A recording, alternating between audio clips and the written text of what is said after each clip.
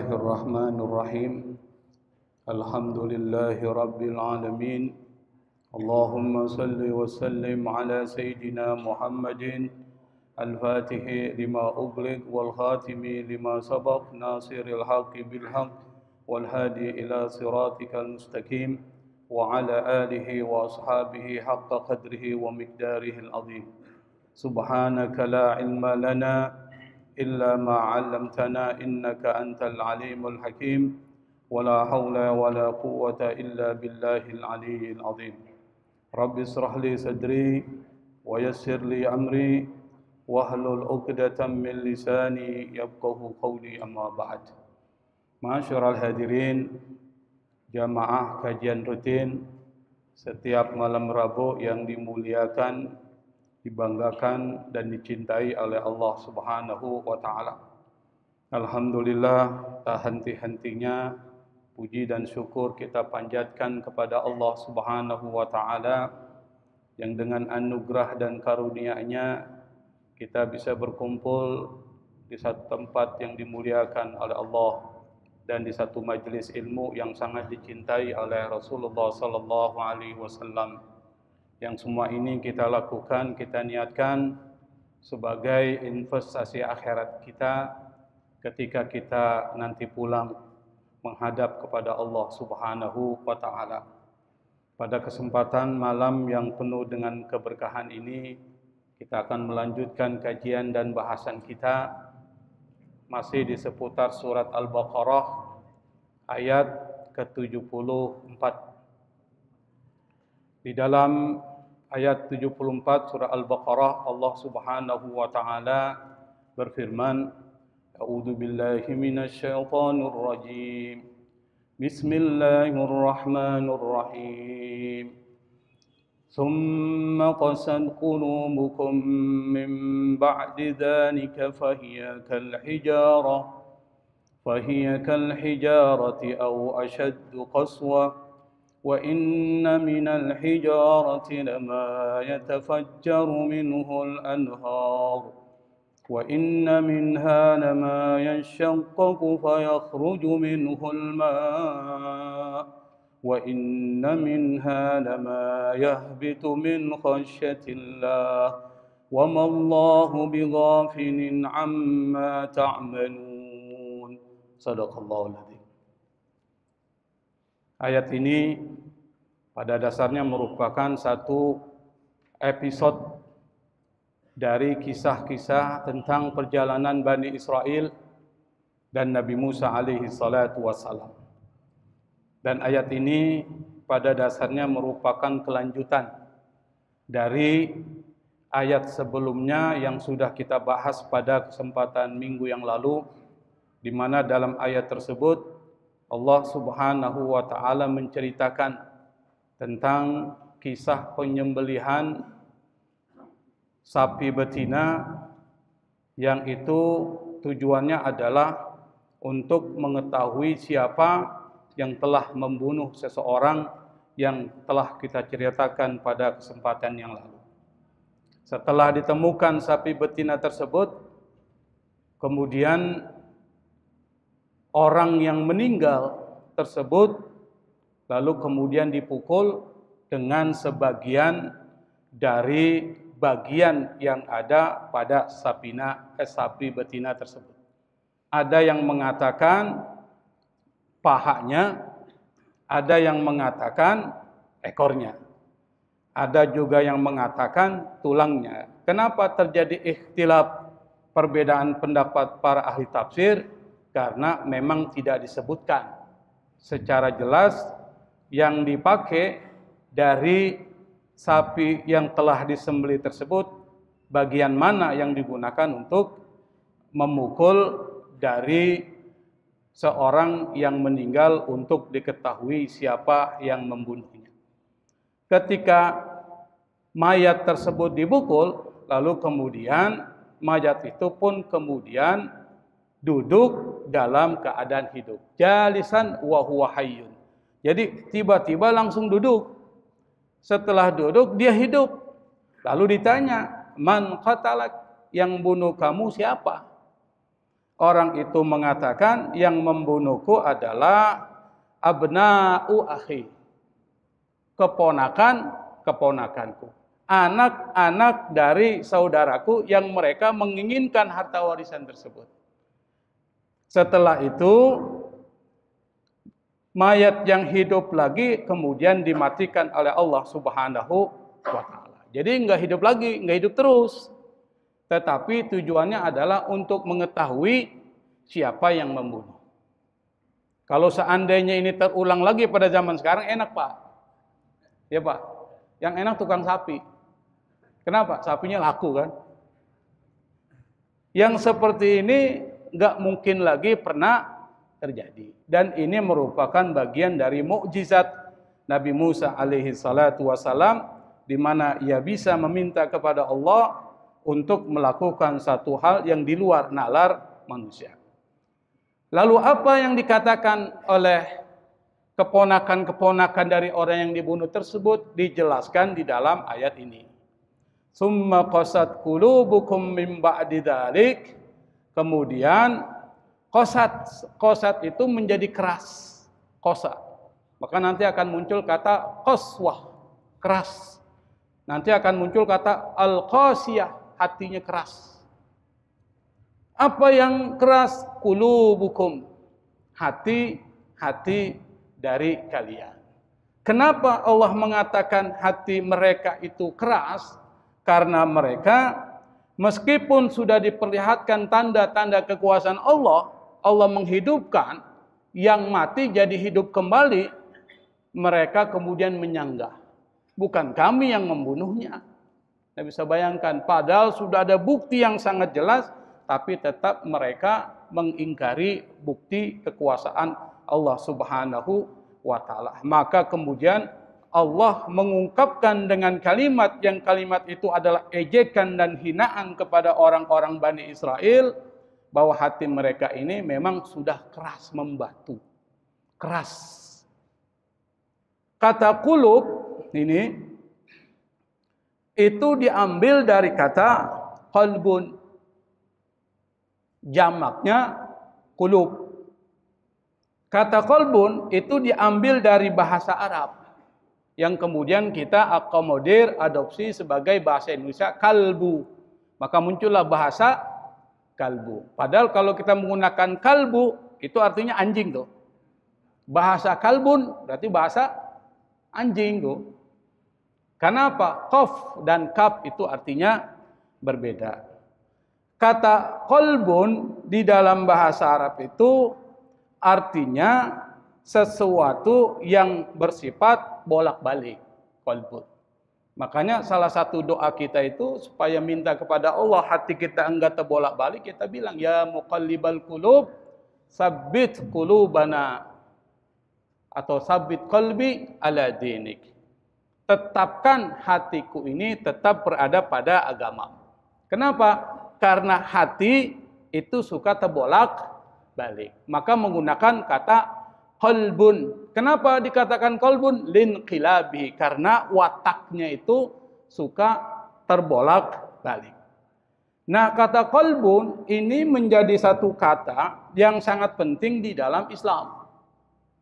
Saking pentingnya kata qalbun ini, qalbun dan variasinya, qalbun atau qulub itu disebutkan dalam Al-Quran sebanyak 168 kali.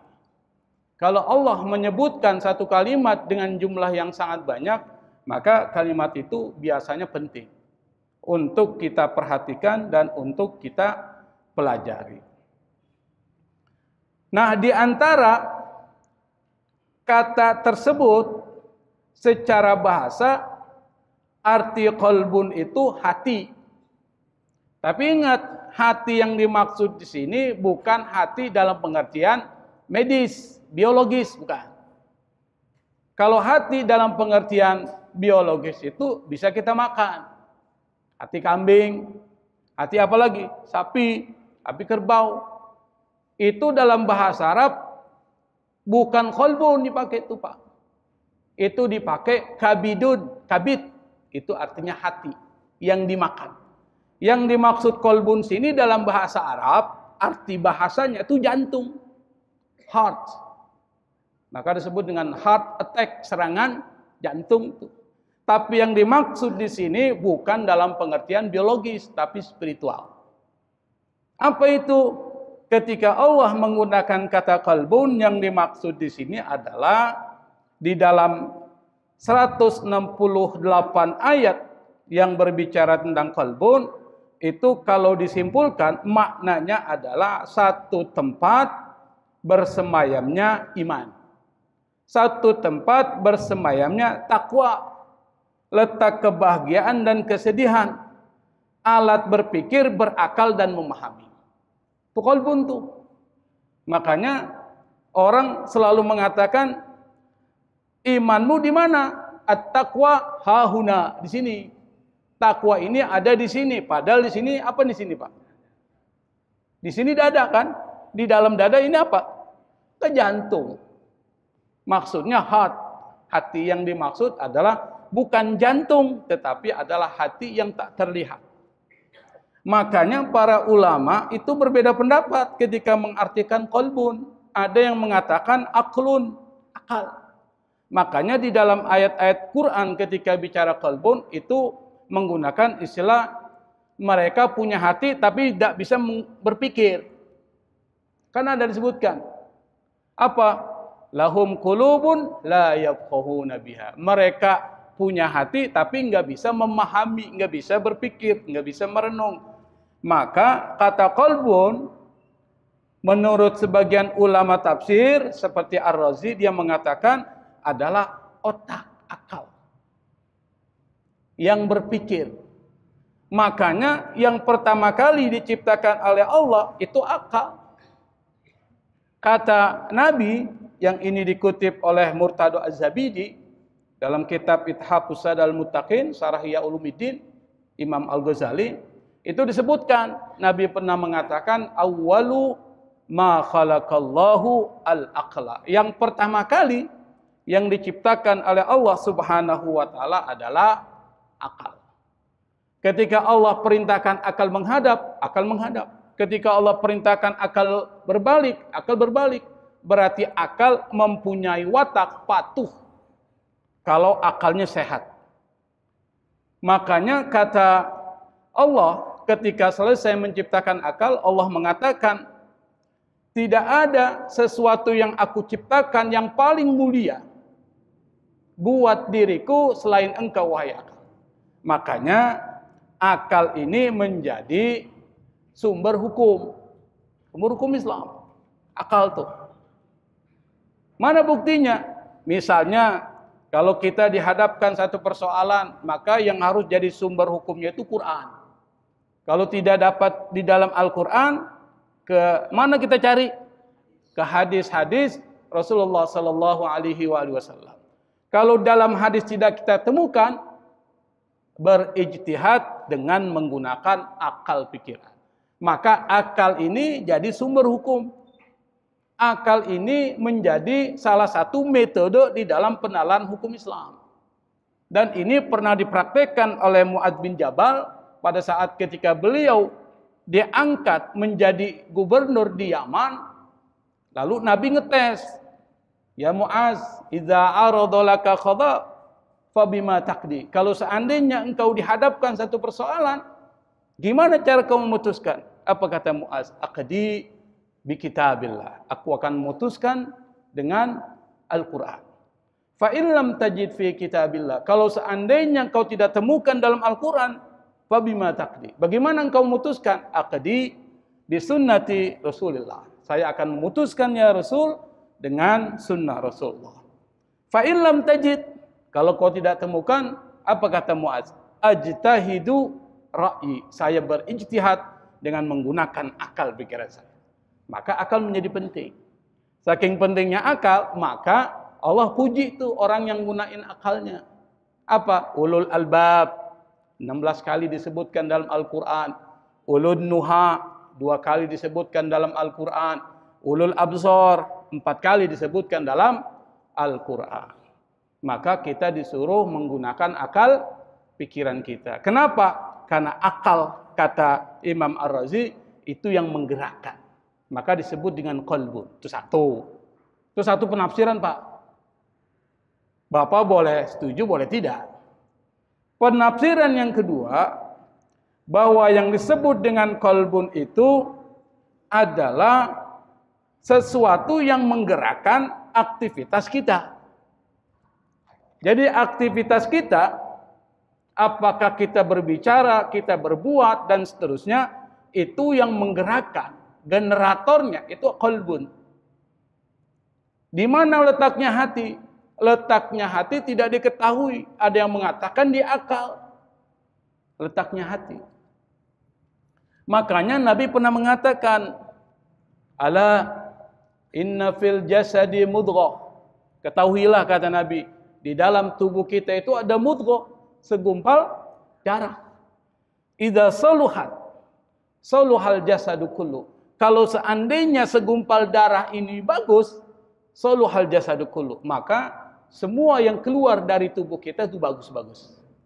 Wa idza fasadat, kalau seandainya segumpal darah ini bermasalah, buruk, kata Nabi, fasadal jasadu kullu, maka yang keluar dari jasad tubuh kita ini, apakah berpikir, berbicara, dan berbuat, itu semuanya jelek. Apa kata Nabi? Ala wahiyal qalbu. Ketahuilah segumpal daging itu adalah hati. Makanya hati yang menggerakkan tindakan. Yang dimaksud di dalam ilmu tasawuf atau psikologi sufi, yang dimaksud ini. Hati yang disebutkan Allah dalam Al-Quran dalam ayat tersebut adalah berbicara tentang hati yang seperti ini. Orang-orang Bani Israel itu, kata Allah Subhanahu wa ta'ala, setelah dia melihat bukti keagungan Allah, Allah menghidupkan orang mati, summa qasat qulubukum, kemudian hati-hati kalian itu menjadi keras. Mim ba'di dzalik, setelah dibuktikan kekuasaan Allah Subhanahu wa ta'ala. Kata Syekh Ali As-Sabuni, summa qasat qulubukum ya ma'syaral yahudi wa ghaluzat falam ya'du yu'athir fiha nushun wala tazkir min ba'di ru'yati tilkal mu'jizat al-bahira. Kata Syekh Ali As-Sabuni, kemudian hati kalian wahai orang-orang Bani Israel atau orang-orang Yahudi itu menjadi keras, falam ya'du yu'athir, tidak lagi memberikan pengaruh apa? Nushun wala tazkir. Nasihat yang diberikan Allah dan peringatan yang diberikan Allah tidak lagi memberikan pengaruh terhadap mereka karena sudah keras hatinya. Makanya kemudian para ahli sufi di dalam ilmu tasawuf itu ini menjadi pembahasan penting. Nanti kita akan bahas kenapa hati orang-orang Yahudi itu menjadi keras. Apa sih masalahnya? Kalau kita lihat, Pak,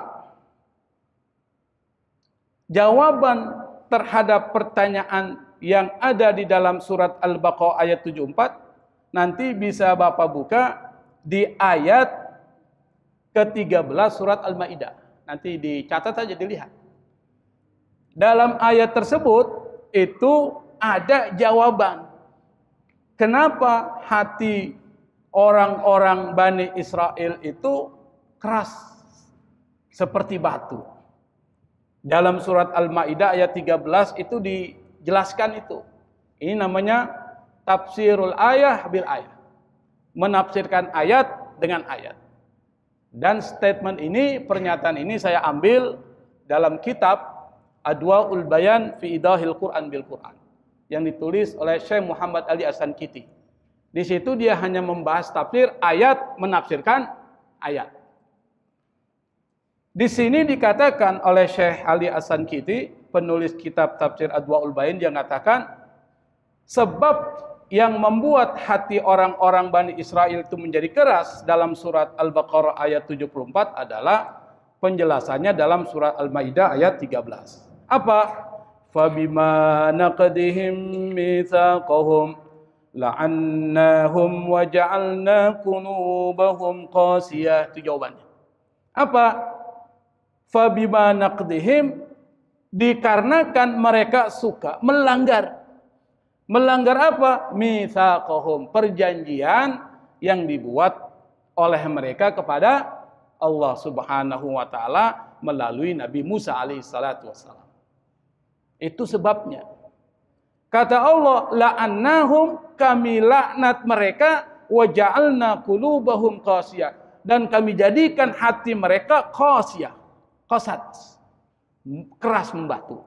Jadi alasan yang membuat hati mereka dikeraskan oleh Allah Subhanahu wa taala karena mereka suka melanggar janji. Kita udah ceritain itu Pak pada pertemuan sebelumnya, janji-janji apa yang mereka langgar. Masih ingat nggak Pak? Saya yakin sudah lupa semua ini.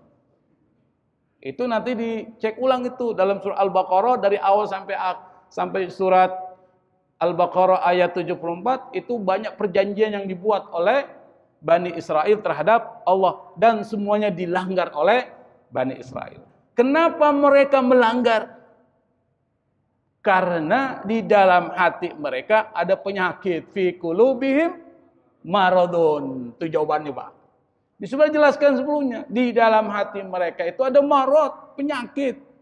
Penyakit apa yang membuat mereka kemudian suka melanggar perjanjian yang mereka buat dengan Allah Subhanahu wa taala? Yang pertama, penyakitnya hasad. Kenapa Nabi Muhammad sallallahu alaihi wasallam tidak mau diterima sebagai nabi dan rasul oleh orang-orang Yahudi? Karena mereka menunggu sampai mereka bertempat tinggal di Madinah menunggu datangnya nabi terakhir. Pas dia tahu yang datang adalah bukan dari Bani Ishak tapi dari Bani Ismail, mereka kemudian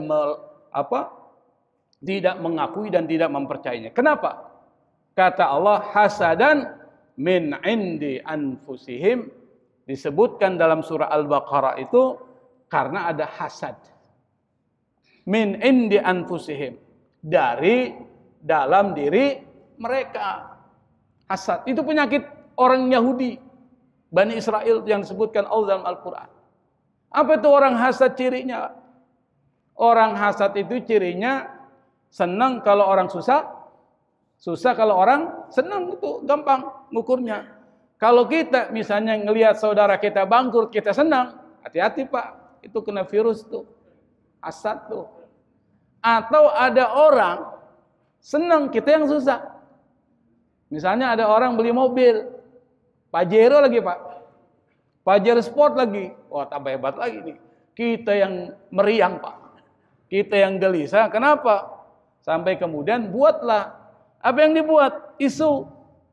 Isunya apa? Jangan-jangan dia beli Pajero, uangnya hasil korupsi, uangnya hasil ngerampok dan lain sebagainya. Itu hasad. Makanya kalau ada sifat seperti itu, hati-hati. Anda bisa terjangkiti virus hasad. Makanya yang paling dikhawatirkan di dalam Islam itu adalah penyakit yang seperti itu. Itu baru pertama penyakit yang dimiliki oleh orang-orang Bani Israel, penyakit hati. Dulu pada zaman dinasti Umayyah kalau tidak salah, atau Abbasiyah, Umayyah kalau nggak salah itu ada seorang khalifah, dinasti Abbasiyah, seorang khalifah namanya Khalifah Al-Mutawakkil. Satu ketika dia mendapat satu penyakit, penyakitnya itu bisul bernanah. Kalau sekarang kita bilang tumor ganas. Tabib-tabib istana nggak ada satupun yang mampu mengobati penyakit dari Khalifah Al-Mutawakkil. Akhirnya sang ibu dari Khalifah Al-Mutawakkil ini lalu menulis surat. Surat itu dikirim kepada seorang cucu Rasulullah Sallallahu Alaihi Wasallam, namanya Imam Al-Hadi. Yang Imam Al-Hadi ini dijadikan imam, salah seorang imam, 12 imam dari Syiah Imamiyah. Tapi dia cucu Nabi, seorang wali min auliyaillah, kekasih Allah Subhanahu wa taala. Namanya Imam Al-Hadi. Setelah Imam Al-Hadi terima surat itu, yang isinya adalah minta resep dari penyakit yang diderita oleh Khalifah Al-Mutawakkil dari dinasti Abbasiyah. Imam Al-Hadi langsung membuat resep. Dalam resep itu sederhana, ambil minyak zaitun campur dengan bunga mawar. Tapi kalau Bapak praktekkan resep ini belum tentu sembuh tuh. Jadi jangan dipraktekin ini kan cuma cerita doang kan. Kata Imam Al-Hadi, ambil minyak zaitun, lalu kemudian campurkan dengan serbuk mawar, lalu oleskan ke bisul khalifah. Akhirnya surat itu diterima oleh ibunda dari Khalifah Al-Mutawakkil, lalu kemudian dipanggil para tabib istana untuk membuat ramuan, diracik dari resep tersebut. Semua tabib istana itu nggak ada satupun yang mau melakukan, malah mencibir resep ini. Kata mereka, selama kami mempelajari ilmu medis, kedokteran, tib, maka disebut dengan tabib, karena kedokteran dalam bahasa Arab namanya atib. Tidak ada satupun resep yang seperti ini. Akhirnya ibunda dari Khalifah Al-Mutawakkil, dia racik sendirilah. Ini kan juga nggak sulit. Setelah diracik, dioleskan ke bisul khalifah. Akhirnya khalifah dalam waktu yang tidak lama, bisulnya hilang. Senang dia. Karena senang, lalu kemudian dia hadiahi Imam Al-Hadi dengan jumlah uang emas 10.000 dinar. Dikasih. Para tabib istana muncul sifat hasadnya. Iri hati dan dengki dengan nikmat yang diterima oleh Imam Al-Hadi. Dibuatlah isu, Pak. Dibuatlah rumor. Ini kan salah satu untuk bisa mengadu domba kita, buat isu, Pak. Rumor. Kalau bahasa kita namanya fitnah. Dibikin fitnah. Apa? Dia bilang uang 10.000 dinar yang diberikan Khalifah Al-Mutawakkil itu digunakan oleh Imam Al-Hadi untuk membeli senjata untuk memberontak kepada Khalifah. Jadi isunya politik, Pak. Kenapa? Karena pada saat itu ada ketegangan antara dinasti Abbasiyah dengan keluarga Nabi. Maka isu yang diangkat isu politik, kudeta. Khalifah Al-Mutawakkil nggak langsung percaya. Itulah orang Islam, tabayun. Kalau ada informasi jangan langsung terima, periksa dulu, benar nggak nih? Sama juga kalau orang mengaku-ngaku A, B, C, D, periksa dulu, benar nggak itu? Karena ini bagian dari tradisi keberagaman umat Islam dan Islam. Akhirnya diutus seorang jasus, seorang intel, datang ke rumah Imam Al-Hadi. Setelah sampai di rumah Imam Al-Hadi, dia bingung mau mulai dari mana nih intel ini. Akhirnya dia mulai dari atap. Naiklah dia ke atap. Baru sampai di atap, belum lihat ke bawah, ada suara dari dalam rumah, ya fulan, inzil, turunlah. Wadkhul ila baiti, masuklah ke dalam rumahku. Kaget nih, kok tahu saya ada di atas? Akhirnya turunlah dia, masuk, carilah apa yang kau inginkan. Dicarilah. Karena isunya Imam Al-Hadi beli senjata. Dicari nggak ada senjata di situ, Pak. Bahkan uang 10.000 dinar masih ada di situ, belum digunain. Akhirnya jasus itu pergi menghadap khalifah. Dia bilang, ya khalifah, apa yang dituduhkan para tabib istana semuanya adalah dusta. Khalifah marah, dia panggil semua tabib istana, dipotong lehernya satu-satu. Apa yang bisa dipetik dari kisah ini? Orang hasad kepada orang lain, orang yang dihasadi nggak terpengaruh. Justru kembali ke kita. Makanya sifat ini harus dihilangkan. Orang Yahudi yang punya sifat hasad itu akan menghancurkan mereka, bukan menghancurkan orang yang dihasadi. Buktinya Nabi Muhammad SAW tetap harum namanya, sementara dia hancur.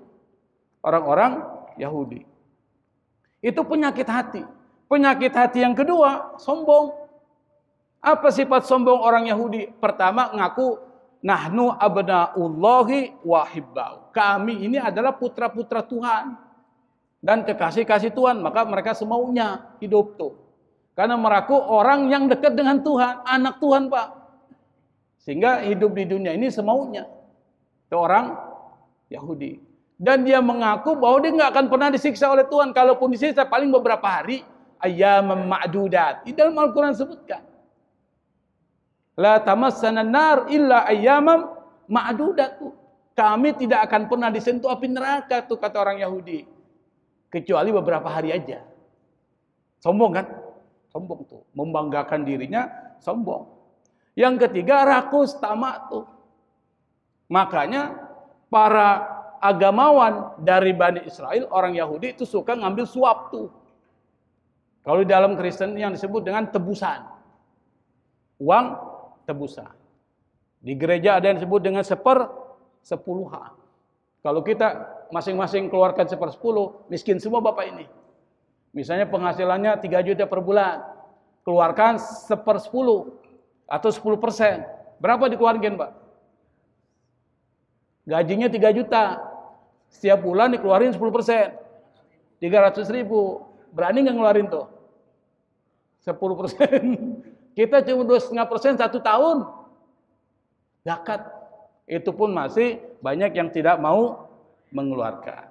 Kenapa? Itu tadi. Ada sifat kikir di dalam hati kita. Dan ini namanya penyakit hati. Dan penyakit hati inilah yang bersemayam di dalam orang-orang Bani Israel. Sehingga mereka selalu melanggar perjanjian yang mereka buat kepada Allah Subhanahu wa Ta'ala.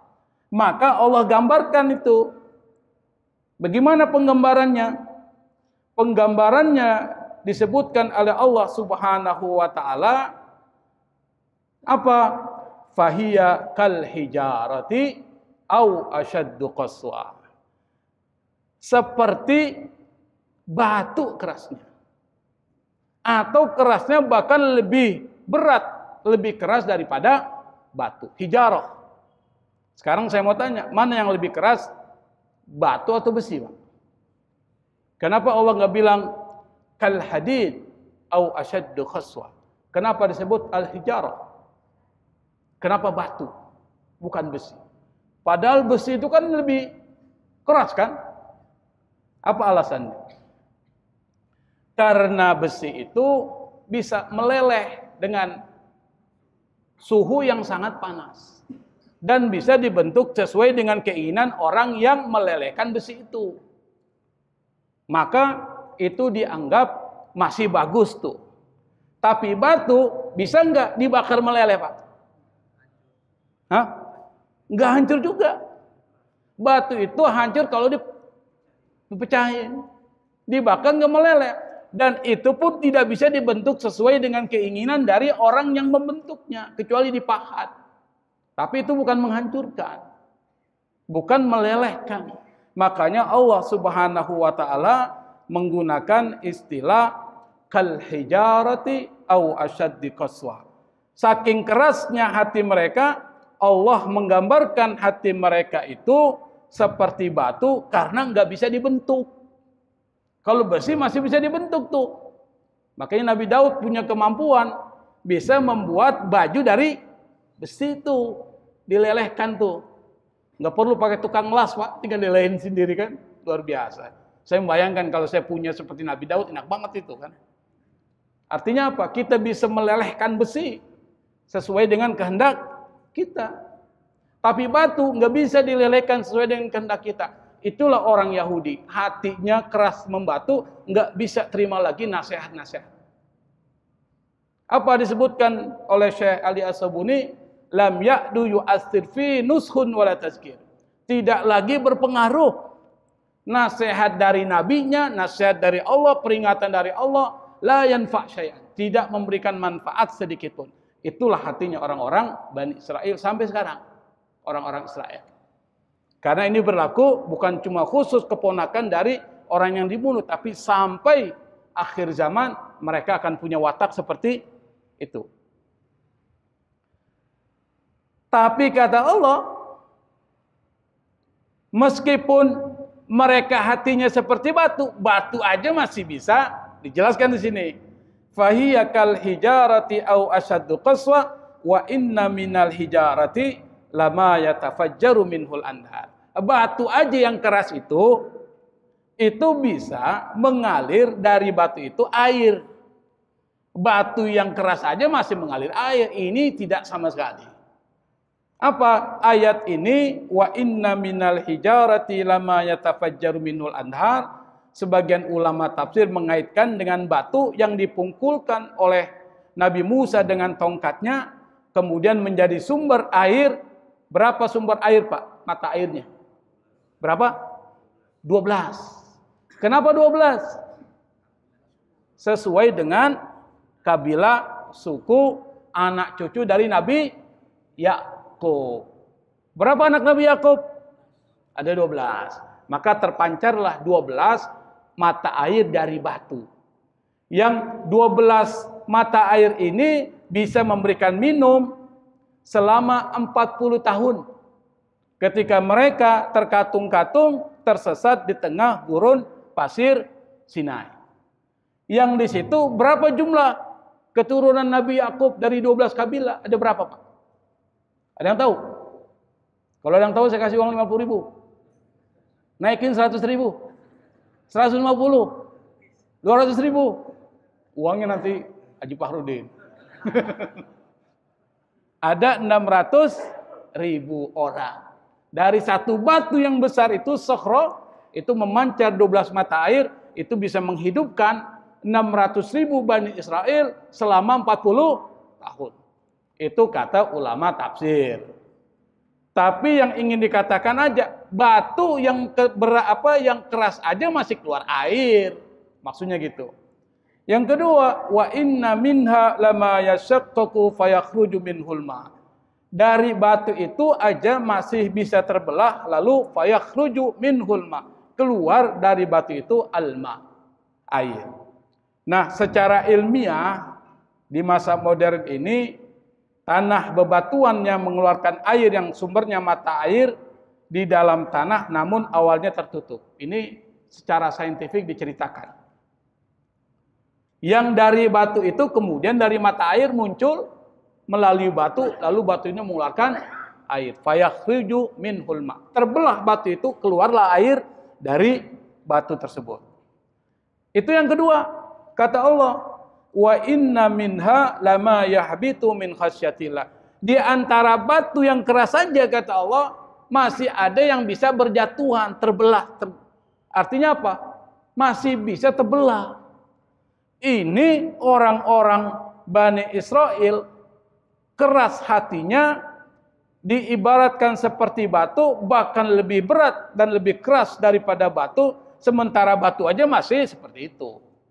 Artinya apa? Lebih parah dari gambaran yang disebutkan Allah Subhanahu wa ta'ala. Maka kesimpulan dari apa yang disampaikan Allah dalam Al-Quran, mentasbihkan, menggambarkan kerasnya Bani Israel, hati-hati mereka itu dengan membandingkan kerasnya dengan kerasnya batu. Itu pertama. Ini adalah bagian dari taubih. Apa itu taubih?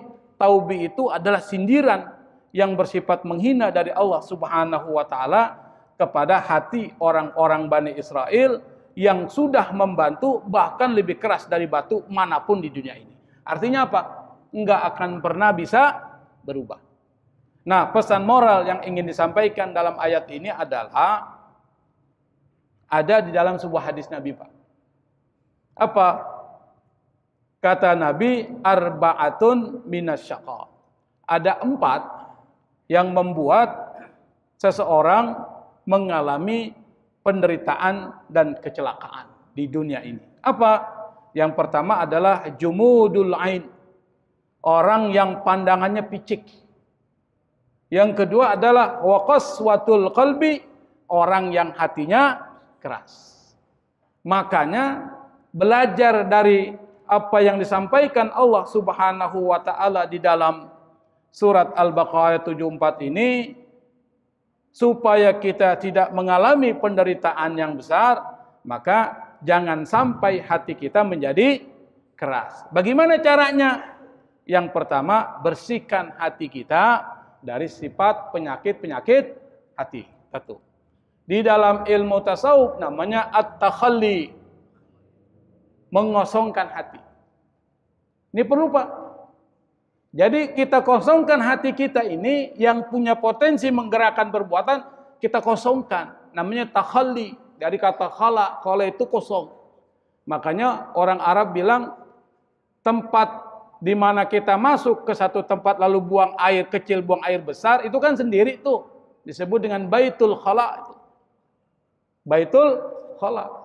Tempat kosong, tersembunyi. Maka yang pertama kali yang harus kita lakukan tahapan supaya hati kita enggak keras seperti kerasnya hati orang-orang Bani Israel, bersihkan hati kita dari amradul qulub, dari penyakit hati. Apa tuh? Minimal 3 itu. Pertama sifat tamak, kedua sifat hasad, ketiga sifat sombong. Yang lain nanti ngikut. 3 ini. Kalau hati kita sudah kosong dari penyakit-penyakit hati, masuk pada tahapan yang kedua. Namanya at-tahalli. Titiknya dihilangin. Kayak yang pertama at-tahalli ada titik tuh.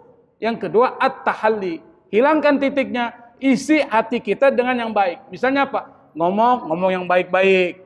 Mata lihat yang baik-baik. Kalau dengar yang baik-baik. Isu-isu yang negatif nggak usah didengerin. Kaki digunakan untuk menuju tempat yang baik-baik. Tangan digunakan untuk melakukan yang baik-baik. Kalau hati kita, anggota badan kita sudah terhiasi dengan yang baik-baik, maka akan masuk pada tahapan yang ketiga. Apa itu? At-tajalli. Tajalli itu menjadi jelas. Antara kalian dengan Allah enggak ada hijab, enggak ada tabir, dekat. Kalau sudah dekat dengan Allah, kata Allah dalam hadis qudsi, ma taqarraba ilayya 'abdun bin nawafil ba'da maftaratuhu alaihi hatta uhibbuh. Kata Allah, kalau seorang hamba mendekatkan diri kepadaku setelah melaksanakan yang wajib-wajib dia laksanakan, yang sunnah-sunnah, yang sunnah Pak, jangan ditinggalin, sampai aku cinta kepada orang itu, kata Allah, apa konsekuensinya? Kuntu sam'ahu alladhi yasma'u bi, aku akan menjadi telinga yang digunakan untuk mendengar. Wa kuntu basarahu alladhi yabsuru bi, aku akan menjadi mata yang digunakan untuk melihat. Wa kuntu yadahu allati yabtishu biha, aku akan jadi tangan yang digunakan untuk memukul. Wa kuntu rijlahu alladhi yamshi biha, dan aku akan jadi kaki yang digunakan untuk berjalan. Itulah wali min auliya illa, dekat dengan Allah. Anda minta apapun Allah akan kabuli. Caranya apa? Tahalli, masuk tajalli. Yang sunnah-sunnah itu bagian dari tahalli. Apa yang sunnah? Salat sunnah, puasa sunnah. Yang sunnah-sunnah itu dijalankan setelah yang wajib. Karena yang bisa membuat kita dekat kepada Allah itu yang sunnah-sunnah. Mentah-mentah yang sunnah membuat kita dekat, yang wajib kita nggak laksanakan. Salah. Wajib itu standar. Yang sunnah yang mengangkat. Kalau sunnah mau diangkat, yang wajib enggak, angkat kan terjeblok juga. Nah, saya pikir ini wallahul musta'an, wallahul muwaffiq ila aqwamit thariq, wal afwa minkum. Wassalamualaikum warahmatullahi wabarakatuh.